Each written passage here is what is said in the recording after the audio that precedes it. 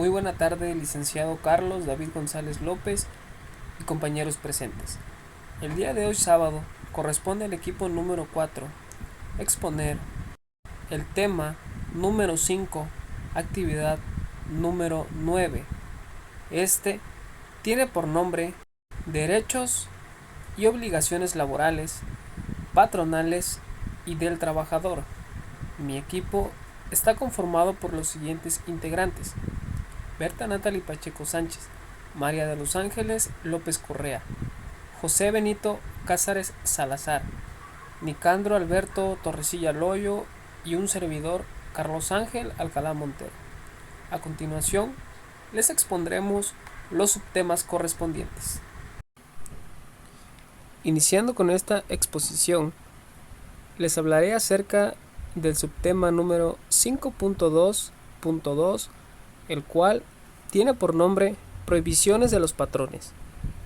Los patrones deben tener cuidado en incurrir en cierto tipo de conductas en contra de su personal, pues de lo contrario serán acreedores a multas. Frecuentemente las áreas de recursos humanos o administración de personal se preguntan si pueden adoptar ciertas medidas respecto a sus trabajadores y las consecuencias legales de ello. Enfocándonos en el artículo 133 de la Ley Federal del Trabajo, este artículo detalla diversas conductas expresamente prohibidas a los patrones, tales como: número 1. Negarse a aceptar trabajadores por razón de origen étnico o nacional, género, edad, discapacidad, condición social, condiciones de salud, religión, opiniones, preferencias sexuales, estado civil o cualquier otro criterio que pueda dar lugar a un acto discriminatorio. Como número 2, exigir que los trabajadores compren sus artículos de consumo en tienda o lugar determinado. Número 3. Exigir o aceptar dinero de los trabajadores como gratificación porque se les admite en el trabajo o por cualquier otro motivo que se refiera a las condiciones de este. Obligar a los trabajadores por coacción o por cualquier otro medio o afiliarse o retirarse del sindicato o agrupación a que pertenezcan o a que voten por determinada candidatura. Intervenir en cualquier forma en el régimen interno del sindicato, impedir su formación o el desarrollo de la actividad sindical mediante represalias implícitas o explícitas contra los trabajadores. Hacer o autorizar colectas o suscripciones en los establecimientos y lugares de trabajo. Ejecutar cualquier acto que restrinja a los trabajadores los derechos que les otorgan las leyes. Hacer propaganda política o religiosa dentro del establecimiento. Emplear el sistema de poner en el índice a los trabajadores que se separen o sean separados del trabajo para que no se les vuelva a dar ocupación. Portar armas en el interior de los establecimientos ubicados dentro de las poblaciones. Presentarse en los establecimientos en estado de embriaguez o bajo la influencia de un narcótico o droga enervante. Realizar actos de hostigamiento o acoso sexual contra cualquier persona en el lugar de trabajo. Permitir o tolerar actos de hostigamiento o acoso sexual en el centro de trabajo. Exigir la presentación de certificados médicos de no embarazo para el ingreso, permanencia o ascenso en el empleo. Y por último, despedir a una trabajadora o coaccionarla directa o indirectamente para que renuncie por estar embarazada, por cambio de estado civil o por tener el cuidado de hijos menores. Buenos días, maestro y compañeros. Soy José Benito Cázares Salazar del equipo número 4. En esta ocasión voy a exponer el tema relacionado a las habitaciones de los trabajadores. La habitación es una rama importante en los ordenamientos legales por constituir a favor de los trabajadores y, sobre todo, por la problemática social que ocasiona el crecimiento de las ciudades con déficit habitacional, lo cual propicia la instalación de ciudades perdidas como hacinamientos carentes de servicios. Nuestra Constitución de 1917, en su artículo 123, fracción 12, prevenía la obligación de proporcionar a los trabajadores habitaciones cómodas e higiénicas, por las que se podrían cobrar rentas que no excedieran del medio mensual de valor catastral de las fincas. Esta obligación era para las negociaciones que estuvieran situadas dentro de las poblaciones y emplearan más de 100 trabajadores. Sin embargo, dicha obligación no se cumplía porque no se encontraba debidamente reglamentada. En la iniciativa de ley del 9 de diciembre de 1968 se consideró que el Estado tenía el deber de cumplir y hacer cumplir la Constitución, y se buscó una fórmula que a la vez que armonizara los derechos del trabajo con los del capital no constituyera un obstáculo grave para el desarrollo y el progreso de la industria nacional. Por ello, y en relación con las casas habitaciones, se hizo una importante distinción. Empresas que dispusieran de habitaciones por haberlas construido especialmente o por haberlas adquirido en el centro de trabajo, y B, empresas que no se encontraran en esa situación. Para las primeras empresas, si ya habían satisfecho las necesidades de los trabajadores, la obligación debería considerarse cumplida, salvo que en el futuro se aumentara el número de trabajadores. Las segundas tendrían que proporcionar habitaciones a sus obreros, siempre y cuando si estaban fuera de las poblaciones, si la distancia entre una obra es mayor a 3 kilómetros o cuando, si es menor, no exista un servicio ordinario y regular de transportación para personas, y cuando, estando dentro de las poblaciones, ocupen un número de trabajadores mayor de 100. Todos los trabajadores de planta permanentes con un año de antigüedad por lo menos tendrán derecho a que se le proporcionen dichas habitaciones cómodas e higiénicas. La intención del legislador en aquel entonces fue en el sentido de que se dejara a patrones, trabajadores y sindicatos en el derecho y la libertad para celebrar convenios en donde se establecieran las modalidades y se fijaran las condiciones en que debían proporcionarse dichas habitaciones. En 1917, cuando en nuestra Carta Magna se habló de más de 100 trabajadores, era porque en aquellos tiempos a una empresa con tantos trabajadores se le consideraba como un verdadero monstruo en plena actividad industrial.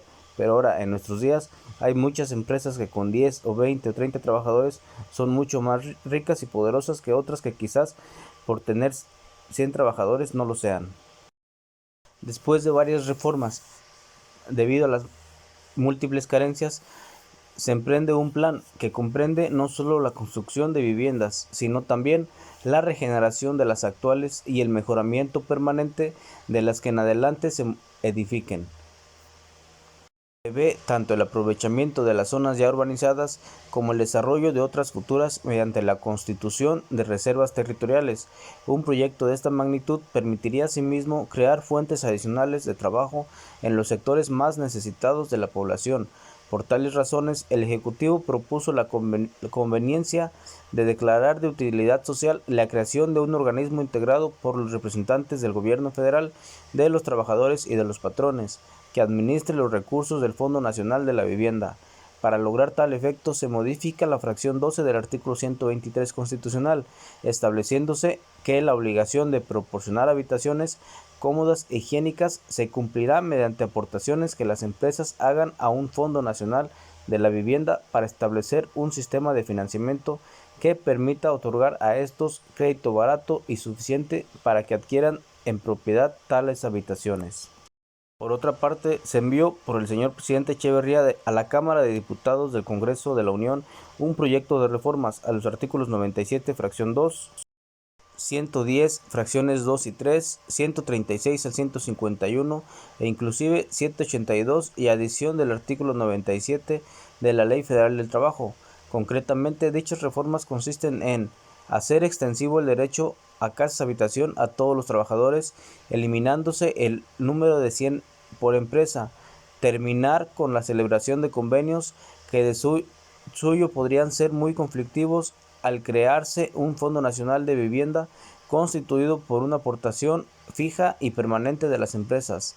La aportación patronal a dicho fondo será del 5% del monto de los salarios ordinarios de los trabajadores a su servicio. es decir, sobre las cantidades que perciba cada trabajador en efectos por cuota diaria. Actualmente, el artículo 136 de la Ley Federal del Trabajo nos dice que toda empresa agrícola, industrial, minera o de cualquier otra clase de trabajo está obligada a proporcionar a los trabajadores habitaciones cómodas e higiénicas. Para dar cumplimiento a esta obligación, las empresas deberán aportar al Fondo Nacional de Vivienda el 5% sobre los salarios de los trabajadores a su servicio. Por mi parte es todo, agradezco mucho la atención prestada. Buenas tardes. Buenos días, soy María de los Ángeles López Correa y voy a tocar el tema de capacitación y adiestramiento de los trabajadores, que imparte el licenciado Carlos David González López en la materia Derecho Laboral, y donde voy a compartir el tema con Berta Natalie Pacheco. Bueno, empezaremos. La capacitación y el adiestramiento tiene un papel clave en la incorporación de conocimientos y nuevas habilidades, pero también resulta fundamental para que las empresas puedan crecer de forma sostenida y aumentar así su competitividad. Estas acciones de formación permiten adquirir conocimientos teóricos y prácticos. Estos ayudan a los colaboradores a mantener actualizados y a fortalecer su capacidad de respuesta ante los cambios que se producen en su entorno laboral. Una de las consecuencias más notorias de la pandemia ha sido la transformación dinámica de las formas de trabajo. Ante esto, el talento necesita desarrollar su capacidad de adaptar para afrontar esos cambios de manera productiva. Para ello, las capacitaciones y el desarrollo de competencias son el camino. Asimismo, los patronos tienen la obligación de brindar alternativas de formación a sus colaboradores. La ley así lo establece. Por este motivo, es necesario asumir la responsabilidad y garantizar la formación adecuada para el personal. Para hablar de la diferencia entre capacitación y adiestramiento y definir qué establece la Ley Federal de Trabajo al respecto. Capacitación. Si nos enfocamos en la capacitación, la ley laboral mexicana establece que su objetivo es preparar a los trabajadores de nuestra contratación y a los demás interesados en ocupar los vacantes o puestos de nueva creación. Que la capacitación en principio está dirigida a brindar conocimientos a los nuevos colaboradores que se incorporan en las empresas, sumando a ellos.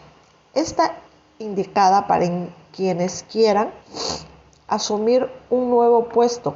Este tipo de capacitación también lo que se conoce como programa training o entrenamiento dentro de las organizaciones. Pero esto no es todo, porque por capacitación también se entiende el apoyo que el patrón presta a los colaboradores para iniciar, continuar o completar ciclos escolares de los niveles básicos, medios o superior. Así, por ejemplo, si un trabajador desea acceder a otro puesto dentro de la empresa y para ello necesita otro nivel de formación académica, puede solicitarle apoyo a la organización para completar esos estudios. Ahora vamos a hablar sobre adiestramiento. Adiestramiento. Si nos concentramos en el adiestramiento, según la Ley Laboral de México, sus objetivos son actualizar y perfeccionar los conocimientos y habilidades de los trabajadores, proporcionarles información para que puedan aplicar la nueva tecnología incorporadas en la empresa, brindar instrucciones al personal sobre los riesgos laborales y peligros a los que están expuestos durante el desempeño de sus labores, informar sobre las disposiciones contenidas en el reglamento y las nuevas normas oficiales mexicanas en materia de seguridad, salud y medio ambiente. Esto con el objetivo de prevenir riesgos de trabajo. De esta forma, el adiestramiento consiste en la enseñanza de habilidades y destrezas para que el talento pueda desempeñar con mayor eficacia y seguridad laboral.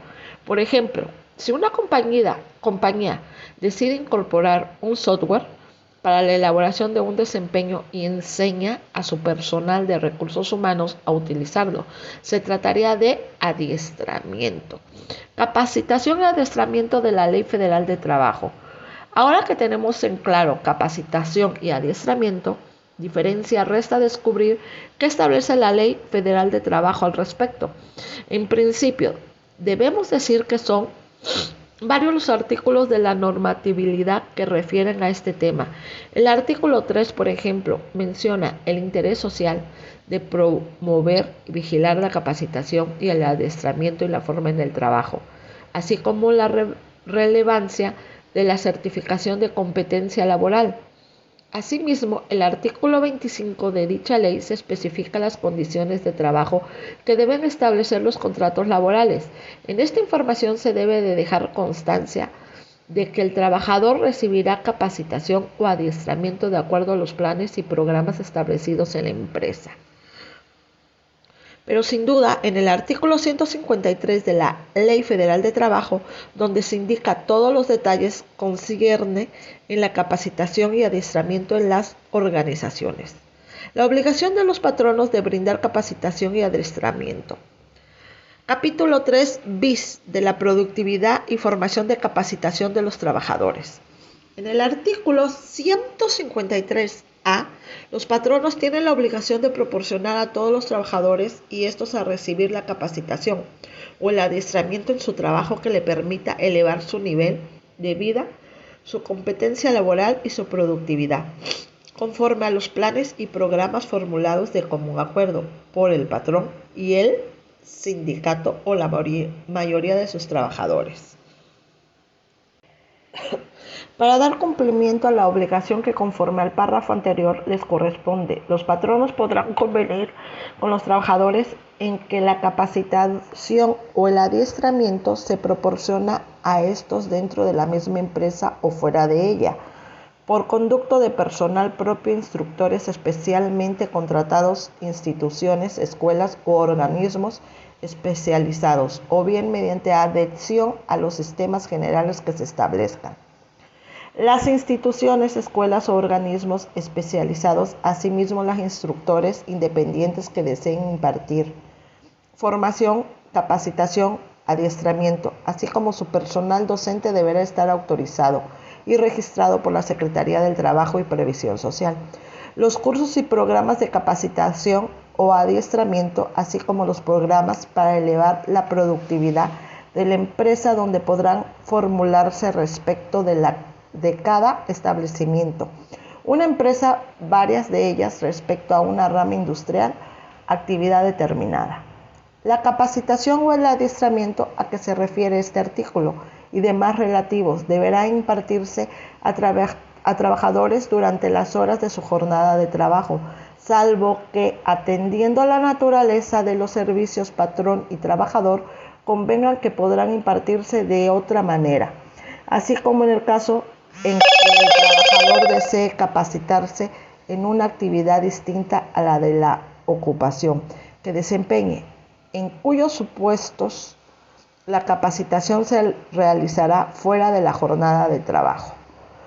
Muchas gracias. Le doy el pase a Natalie para continuar el tema. Gracias.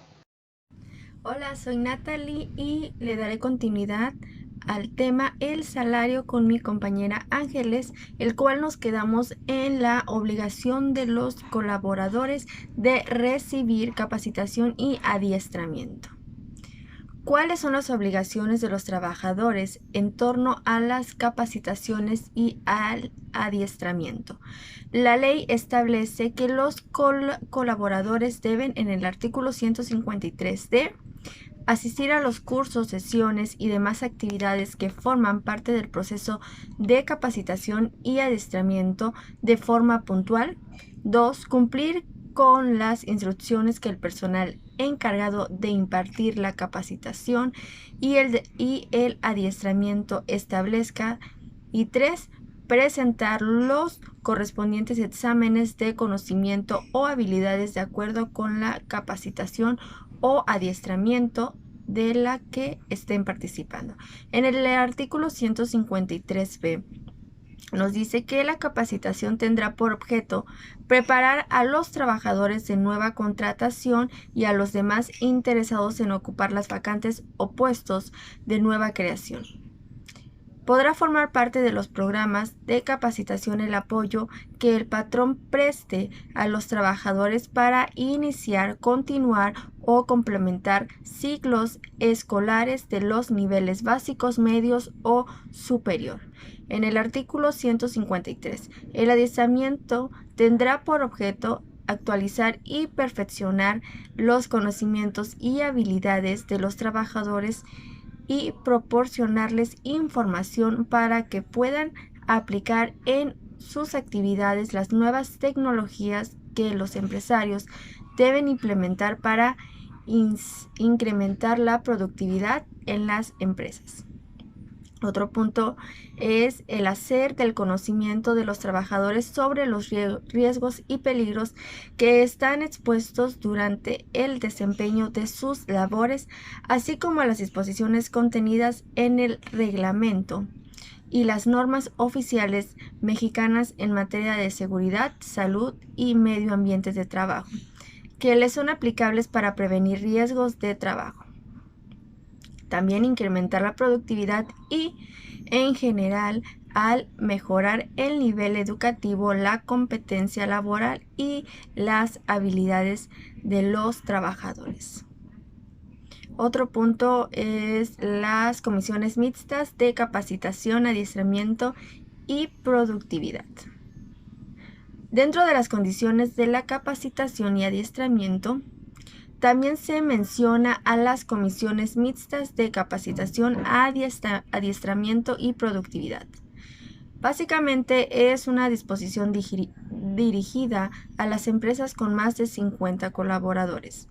En estas compañías es obligatorio crear dichas comisiones. Las mismas estarán integradas por igual número de representantes de los trabajadores y de los patrones. Esas comisiones se crean con el objetivo de, en el artículo 153E nos dice, vigilar, instrumentar, operar y mejorar los programas de capacitación y adiestramiento de los trabajadores. Otro punto, proponer cambios en el centro de trabajo y en las relaciones laborales. La idea es establecer las mejores prácticas tecnológicas y organizativas que ayuden a incrementar una productividad más alta.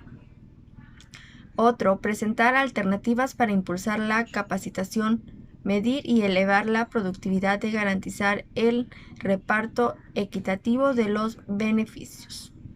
También, el velar por el cumplimiento de los acuerdos de productividad y, por último, resolver las objeciones que presente el personal en relación a la distribución de los beneficios de la productividad. De mi parte sería todo. Gracias.